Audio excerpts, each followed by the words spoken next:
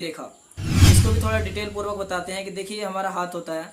इस हथेली में कुछ मुख्य रेखाएं होती हैं, जैसे जीवन रेखा, मस्तिष्क रेखा और उसी के साथ साथ हमारी ये हृदय रेखा और उसके बाद यहाँ होती है हमारी भाग्य रेखा।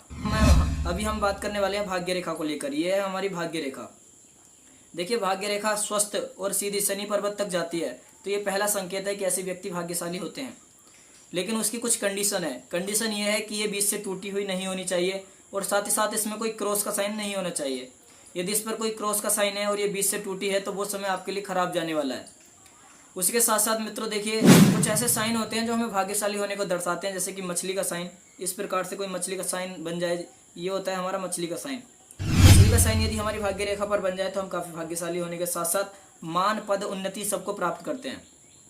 चलिए उसके बाद आगे जानते हैं कि हमारा भाग्य उदय कब होगा। देखिए मित्रों, ये जो भाग्य रेखा है और ये मस्तिष्क रेखा है। मस्तिष्क रेखा जिस भी समय जाकर भाग्य रेखा को काटेगी वही समय हमारा भाग्य उदय का समय होगा।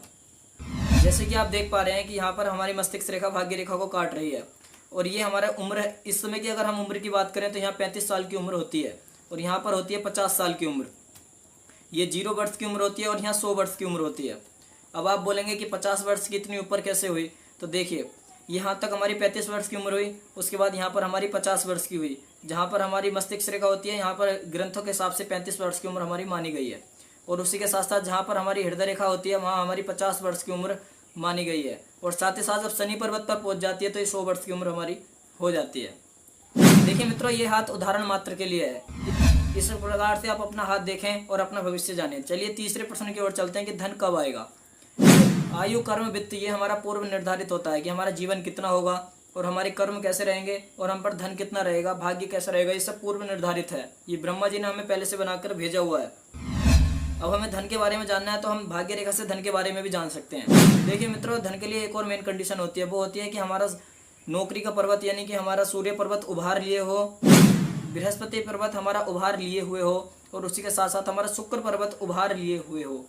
तो उसमें और देखेंगे कि यहाँ पर एक मनी ट्रायंगल बन रहा हो और मनी ट्रायंगल जिस उम्र में बन रहा होगा वही हमारा अधिक धन का समय होगा। और देखिए मित्रों, अगर आप बड़ा धन लाभ चाहते हैं, देखना चाहते हैं कि हमारे जीवन में कोई बड़ा धन लाभ है या नहीं है, तो यहाँ से अगर भाग्य रेखा से निकलकर कोई रेखा सूर्य पर्वत की ओर चली जाए, ये हमारा सूर्य पर्वत है, ये सूर्य पर्वत पर कोई रेखा चली जाती है तो ऐसे लोग काफ़ी धनी देखे गए हैं, काफ़ी धन ऐसे लोगों के पास होता है।